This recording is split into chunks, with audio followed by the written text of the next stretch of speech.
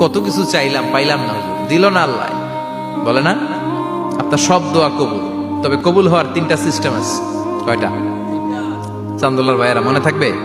কয়টা? আপনি যত দোয়া করছেন সব কবুল, কারণ আল্লাহর কাছে কিছু চাইলে আল্লাহ ফিরায় দিতে জানে না। আল্লাহ জানেই না কেমনে ফিরায় দিতে হয়। সুবহানাল্লাহ কোন?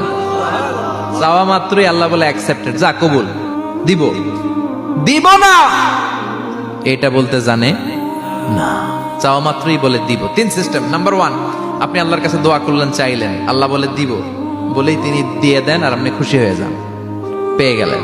নাম্বার 2, আপনি আল্লাহর কাছে দোয়া করলেন, চাইলেন, তখনও আল্লাহ বলে দিব, তবে এখন না, সবুর, একটু পরে দিব। কখন দিলে আমার জন্য ভালো, আমার চেয়েও ভালো জানে কে, পরে দিবে। নাম্বার 3, চাইলেন, দোয়া করলেন, আল্লাহ তখনও বলে দেব, তবে এখনো না, পরেও না, কিয়ামতের দিন যেদিন বিপদে পড়বে ওই দিন দেব।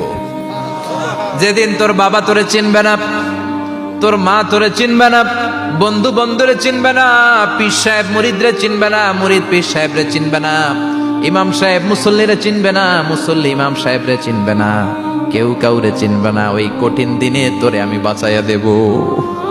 তাইলে দোয়া যা করছেন ছোটবেলা থেকে আজকে পর্যন্ত, লস হয়েছে না লাভ? লস না লাভ? এজন্য বেশি বেশি দোয়া করার দরকার আছে না নাই?